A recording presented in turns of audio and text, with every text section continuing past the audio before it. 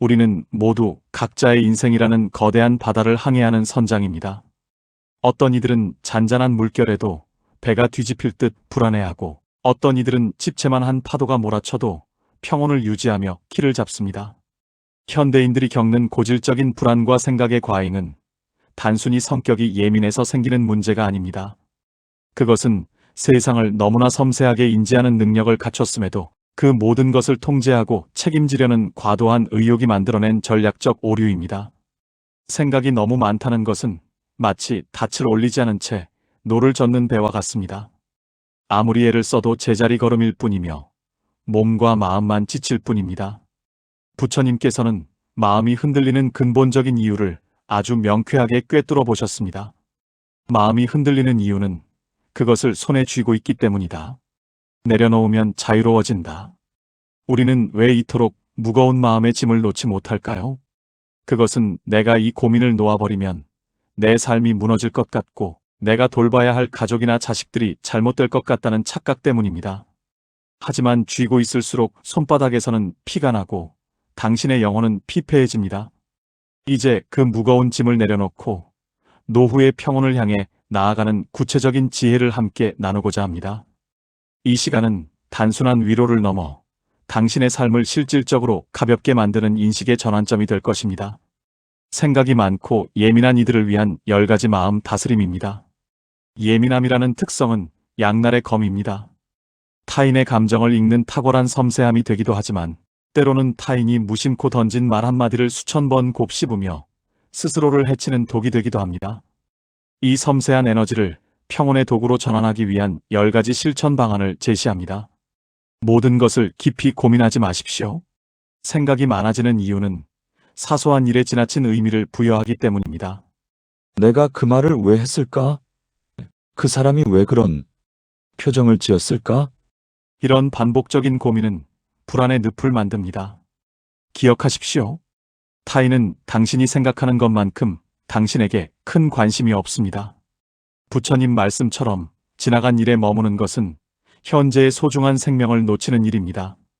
완벽주의라는 환상에서 탈피하십시오. 세상에 완벽한 사람도 완벽한 상황도 존재하지 않습니다. 완벽을 좇는 자는 영원히 만족할 수 없으며 스스로를 늘 부족한 존재로 규정하게 됩니다. 실수와 부족함을 있는 그대로 수용할 때 마음은 비로소 깃털처럼 가벼워집니다. 나와 관계없는 일에 감정을 쏟지 마십시오. 예민한 이들은 타인의 감정을 스펀지처럼 흡수합니다. 하지만 내 힘으로 바꿀 수 없는 타인의 문제나 환경의 감정을 소비하는 것은 밑 빠진 독에 물을 붓는 것과 같습니다. 내가 어찌할 수 없는 일은 과감히 놓아야 합니다. 걱정의 늪에서 나와 즉시 행동하십시오. 생각은 꼬리에 꼬리를 물고 불안을 키우지만 행동은 그 불안을 잠재웁니다. 걱정할 시간에 할 수 있는 작은 일 하나를 시작하십시오. 실행되지 않는 생각은 영혼을 갉아먹는 벌레와 같습니다. 타인의 시선이라는 감옥에서 벗어나십시오. 남들이 나를 어떻게 볼까? 라는 고민은 내 삶의 주권을 남에게 넘겨주는 행위입니다. 타인의 눈을 의식하는 순간 당신은 당신만의 길을 잃게 됩니다. 결국 나의 삶을 살아내는 것은 오직 나 자신뿐입니다. 머리가 복잡할 때 몸을 움직이십시오. 생각이 요동칠 때는 논리적인 해결책보다 산책이나 청소 같은 단순한 움직임이 더 효과적입니다. 부처님께서는 몸이 움직일 때 마음도 정리된다고 하셨습니다. 육체의 움직임은 정신의 소음을 가라앉히는 가장 강력한 명상입니다. 모든 사람과 잘 지내려는 욕심을 버리십시오. 모두를 만족시키려다 보면 정작 나 자신은 사라집니다. 모든 사람과 좋은 관계를 유지하는 것은 불가능한 일이며 스스로를 고문하는 행위입니다. 나에게 편안함을 주는 사람들에게만 집중하는 선택과 집중이 필요합니다. 오롯이 나 자신에게만 집중하는 시간을 사수하십시오. 주변 환경의 자극에서 벗어나 조용한 공간에서 명상하거나 음악을 듣는 자기. 돌봄의 시간은 예민한 영혼을 위한 생명수와 같습니다. 나를 돌보는 것이 곧 마음을 지키는 길입니다. 세상의 변화를 있는 그대로 수용하십시오. 세상은 당신의 계획대로 흘러가지 않습니다. 예상치 못한 변화에 저항하기보다 그 흐름에 몸을 맡길 때 평온이 찾아옵니다. 변화를 거부하지 않고 따르는 것이 진정한 지혜입니다. 감정을 분리하십시오. 타인의 감정을 내 것으로 만들지 마십시오. 타인의 슬픔이나 분노에 지나치게 공감하여 내 마음까지 병들게 하지 마십시오. 나의 감정과 타인의 감정 사이에 명확한 선을 긋는 것이 진정한 자비이자 지혜입니다. 이 방법은 결국 불필요하게 새어나가는 에너지를 차단하라는 뜻입니다. 생각은 바람과 같다는 부처님의 말씀처럼 떠오르는 생각을 붙잡으려 하지 말고 그저 지나가게 두십시오. 에너지를 보존할 때 비로소 노후의 운을 담을 그릇이 준비됩니다. 말년의 복을 부르는 사람들의 5가지 특징과 후천적 운 만들기입니다. 인생의 초년운은 부모의 덕이나 타고난 환경에 좌우되지만 말년운은 오롯이 내가 일구어온 인식의 결과물입니다. 100세 시대의 초년의 성공에 자만하는 초년발복은 오히려 독이 될 수 있습니다. 젊을 때 너무 일찍 출세하면 남을 무시하게 되고 실패의 내성이 부족해져 말년이 불행해지기 쉽기 때문입니다. 말년운이 좋은 사람들의 5가지 특징이 있습니다. 자만하지 않고 겸손을 유지합니다. 성공 뒤에는 늘 리스크가 있음을 알고 자신을 낮춥니다. 늘 긍정적인 언어를 사용합니다. 잘 먹었다. 기분 좋다는 산소 같은 말을 습관화하십시오. 배불러 죽겠다는 말조차 당신의 복을 깎아먹습니다. 입은 하나이기에 소중히 써야 복이 머뭅니다. 중년의 고난을 경험으로 승화시킵니다. 숱한 실패를 겪으며 인내심을 기른 사람은 중년이라는 삶의 척추를 단단히 세워 말년에 흔들리지 않는 평온을 얻습니다. 스스로에 대한 절대적인 믿음이 있습니다. 나는 소중한 존재이며 내 삶은 더 좋아질 것이라는 확신, 즉 호연지기가 운을 끌어당깁니다. 사람을 가려 사깁니다. 미꾸라지 한 마리가 웅덩이를 흐리듯 해로운 인연 하나가 인생을 망칩니다. 법정 스님께서는 함께 화투를 치듯 내 패를 함부로 보여주지 말라고 하셨습니다. 말년운이 좋은 이들은 인간관계를 양보다 질로 관리하며 소수와 깊은 신의를 지킵니다. 그리고 후천적 운을 만드는 그릇 키우기입니다.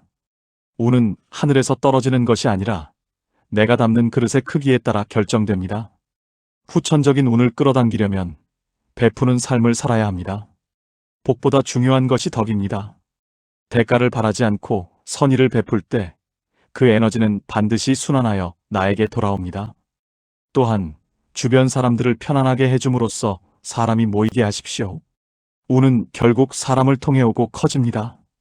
실패에서도 교훈을 얻어 그릇을 키운다면 하늘은 결코 당신을 고생만 시키지 않을 것입니다. 평온한 노후를 위한 관계에 지혜가 필요합니다. 특히 멀리해야 할 사람과 말조심을 해야 합니다. 나이가 들수록 인간관계는 가지치기가 필수적입니다. 감정적으로 소모적인 관계를 유지하는 것은 노후의 정신적, 육체적 건강을 해치는 가장 큰 위험 요소입니다. 관계의 질이 곧 노후 삶의 질입니다. 단호하게 거리를 두어야 할 부류입니다. 부정적인 에너지를 전염시키는 자, 필요할 때만 당신을 이용하는 자, 기본적인 존중이 없는 자, 거짓말을 일삼는 자, 당신의 성취를 질투하여 인정하지 않는 자, 일방적인 희생을 강요하는 자, 자신의 잘못을 인정하지 않는 자, 폭력적인 자, 변화 없이 정체된 자, 그리고 당신의 행복을 진심으로 바라지 않는 자입니다. 이들을 멀리하는 것은 냉정한 것이 아니라 내 삶의 평화를 지키기 위한 최소한의 방어 기제입니다. 가까운 사이일수록 절대로 해서는 안 될 말들이 있습니다. 내가 너 아니면 누구한테 말하겠어? 하소연의 반복은 상대를 감정의 쓰레기통으로 만드는 일입니다. 고통은 나누는 것이 아니라 전염될 뿐입니다. 다 너를 위해서 하는 말이야. 조언을 빙자한 간섭은 독입니다. 정말 위한다면 조언보다 침묵과 공감이 먼저입니다. 너도 늙어봐야 내 마음을 알지. 자신의 경험과 감정을 강요하지 마십시오. 각자는 서로 다른 강을 건너는 중입니다. 내가 널 어떻게 키웠는데 과거의 희생을 보상받으려 하는 순간 사랑은 집착과 속박으로 변합니다. 진정한 사랑은 대가를 요구하지 않습니다. 관계를 정리하는 것은 이기심이 아니라 전략적 평온을 선택하는 것입니다. 불필요한 인연에 에너지를 낭비하지 마십시오. 그 에너지를 이제는 나 자신과 내면의 성숙에 쏟아야 할 때입니다. 자식에게 재산을 물려주기보다 나를 위해 살아야 하는 이유입니다. 많은 부모들이 자식에게 모든 것을 내어주는 것이 최고의 사랑이라 믿으며 평생을 희생합니다. 하지만 부처님께서는 너의 삶은 너의 것이며 너의 행복은 스스로 찾아야 한다고 경책하셨습니다. 부모의 지나친 희생은 오히려 자식의 자립심을 꺾고 가족의 불행을 초래할 수 있습니다. 자식에게 올인하지 말아야 할 이유 10가지가 있습니다. 행복은 돈만으로 완성되지 않으며 물려준 재산이 자식의 삶의 의지를 꺾을 수 있습니다. 부모의 희생은 자식에게 성공해서 보답해야 한다는 과도한 압박감을 주어 관계를 멀어지게 합니다. 희생이 반드시 감사로 돌아오지 않으며 오히려 당연한 권리로 여겨질 위험이 큽니다. 재산보다 삶을 살아가는 지혜를 물려주는 것이 진정으로 자식을 살리는 길입니다. 부모도 단 한 번뿐인 자신의 인생을 즐기고 완성할 신성한 권리가 있습니다. 자식은 부모의 재산 없이 스스로 살아가는 법을 배워야 강인한 인간이 됩니다. 상속 문제는 결국 형제 간의 갈등과 소유를 둘러싼 고통을 유발하는 씨앗이 됩니다. 노후 자금을 다 줘버리면 부모가 자식에게 짐이 되어 결국 서로에게 상처만 남깁니다. 독립적이고 당당하게 자신의 삶을 즐기는 부모가 자식에게 더 큰 존경과 귀감을 줍니다. 부모가 행복해야 가족 전체의 에너지가 밝아지고 평온해집니다. 나를 위해 사는 것은 이기심이 아니라 가장 고도화된 사랑입니다. 내가 행복하고 건강할 때 그 긍정적인 에너지가 자식에게도 전달됩니다. 부처님 말씀처럼 내가 나를 돌보지 않으면 그 누구도 나를 대신 돌보지 않는다는 진리를 잊지 마십시오. 인생은 짧은 소풍입니다. 우리는 언젠가 이 세상을 떠납니다. 화장장에서 한 사람의 육신이 한 줌의 가루로 변하는 과정을 본 적이 있으십니까? 현대 기술의 진보로 이제는 50분이던 소각 시간이 40분으로 단축되었습니다. 40분.